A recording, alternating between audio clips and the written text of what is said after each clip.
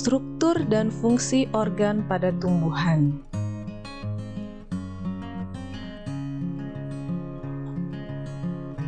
Organ penyusun tumbuhan dibedakan menjadi dua, ada organ utama dan organ pelengkap.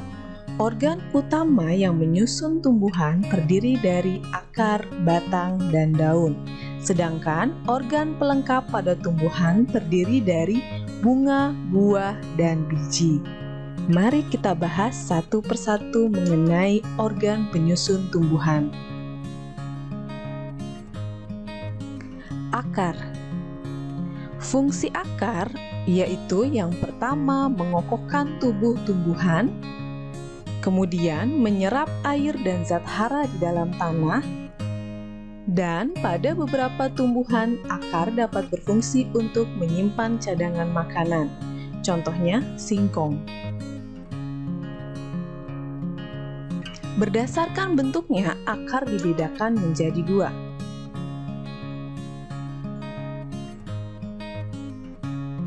Akar tunggang. Ciri-ciri dari akar tunggang yaitu mempunyai akar pokok.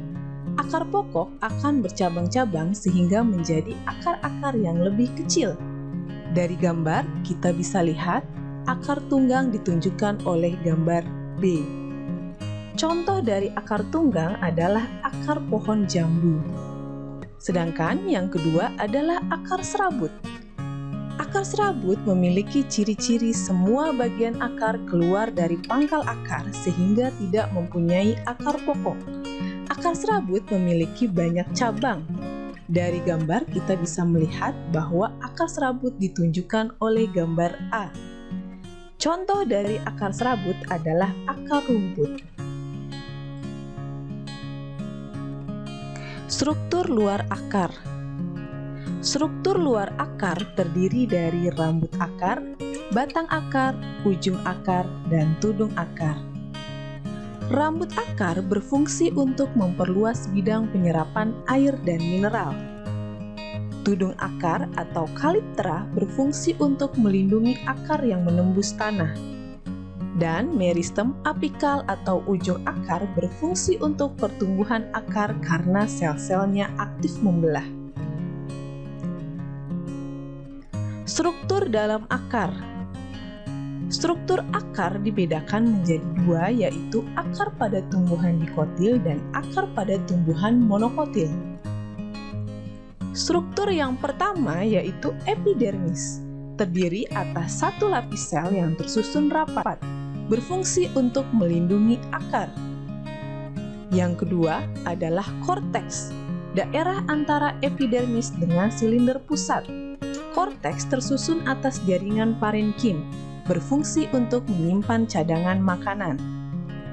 Yang ketiga, endodermis, terdiri dari selapis sel tebal yang membatasi lapisan korteks, berfungsi sebagai pengatur zat-zat yang memasuki pembuluh akar. Dan yang keempat adalah stele atau silinder pusat, terletak di sebelah dalam endodermis. Pada silinder pusat terdapat perisikel dan jaringan pengangkut yaitu xilem dan floem. Dari gambar kita bisa melihat perbedaan struktur dalam dari akar tumbuhan dikotil dan akar tumbuhan monokotil. Apakah bedanya? Coba kalian amati.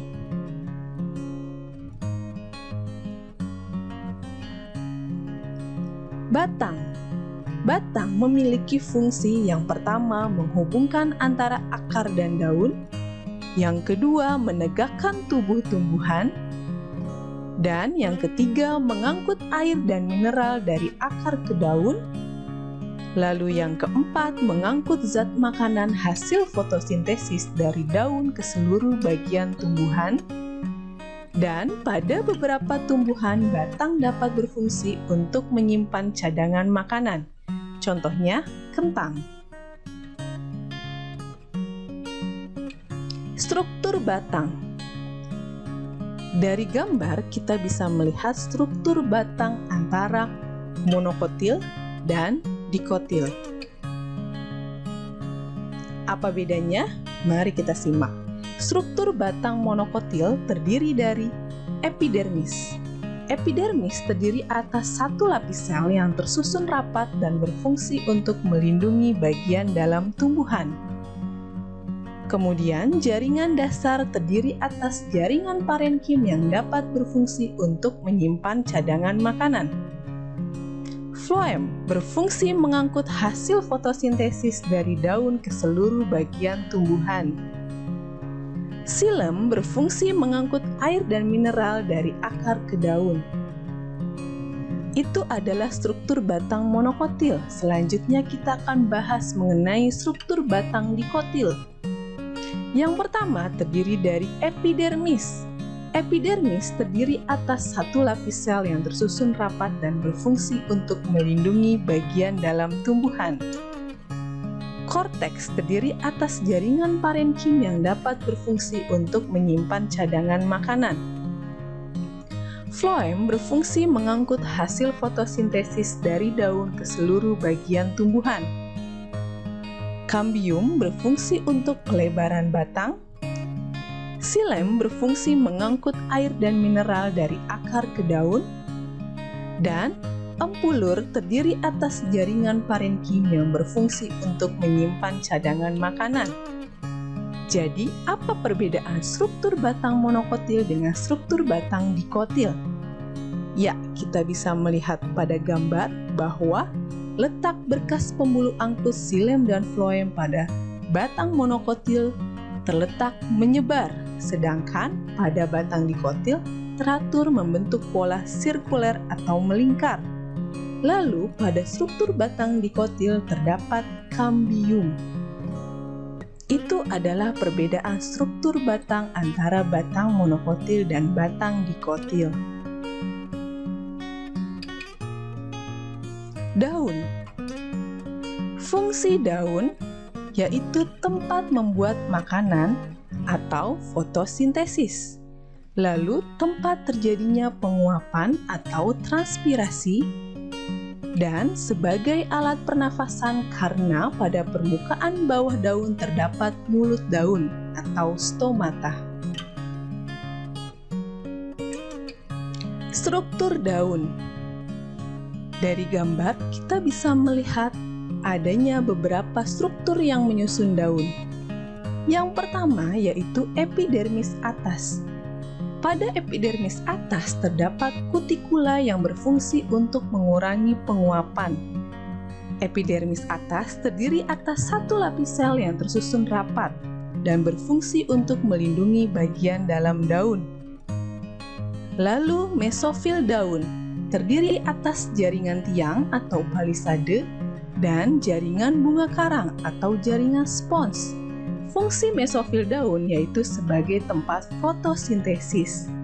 Di manakah terjadinya fotosintesis yang paling optimal? Yaitu terjadi pada jaringan tiang atau palisade, karena kandungan klorofilnya lebih banyak dibandingkan pada jaringan bunga karang atau jaringan spons. Selanjutnya, berkas pembuluh angkut yang berada di tulang daun terdiri atas xilem dan floem. Dan epidermis bawah. Pada epidermis bawah terdapat stomata atau mulut daun yang berfungsi sebagai tempat keluar masuknya gas.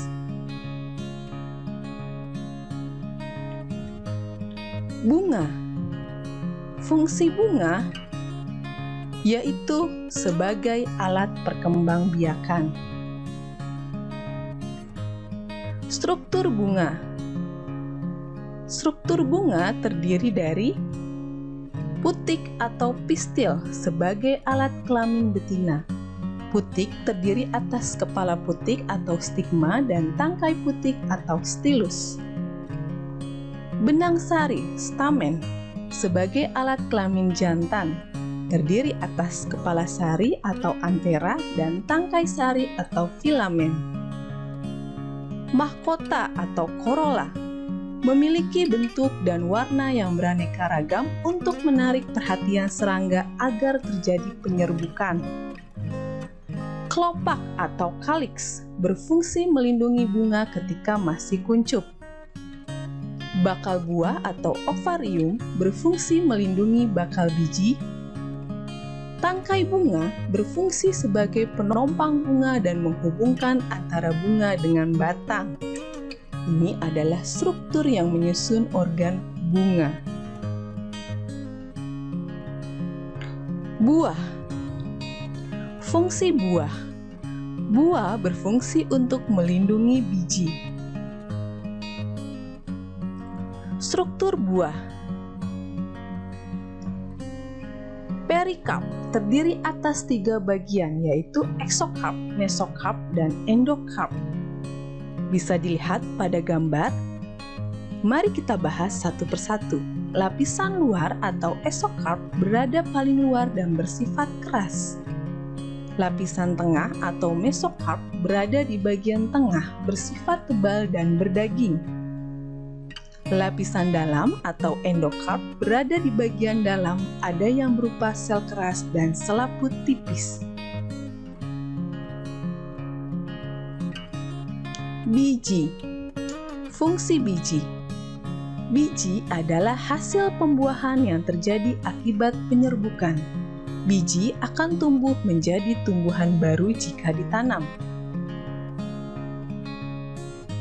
Struktur biji.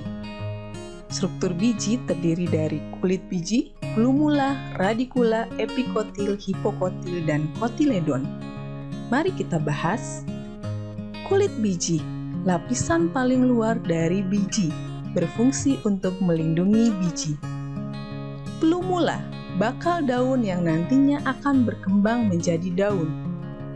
Radikula, bakal akar yang nantinya akan berkembang menjadi akar. Kotiledon, cadangan makanan untuk proses pertumbuhan dan perkembangan tumbuhan yang baru tumbuh. Epikotil, calon batang di atas kotiledon. Dan hipokotil, calon batang di bawah kotiledon. Kemudian kita akan bahas mengenai teknologi yang terinspirasi oleh struktur tumbuhan. Yang pertama adalah pembangunan pondasi rumah, jembatan, dan gedung terinspirasi oleh struktur akar yang berada pada bagian dasar dari tumbuhan. Pondasi bangunan yang dibuat harus kokoh seperti fungsi akar, yaitu berfungsi mengokohkan dan menegakkan tumbuhan. Sehingga dengan pembangunan pondasi yang kokoh akan membuat bangunan kuat dan tahan hingga waktu yang sangat lama.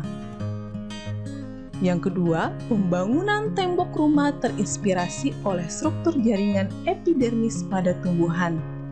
Batu bata disusun secara teratur dan rapat seperti jaringan epidermis, sehingga mampu untuk melindungi bagian dalam.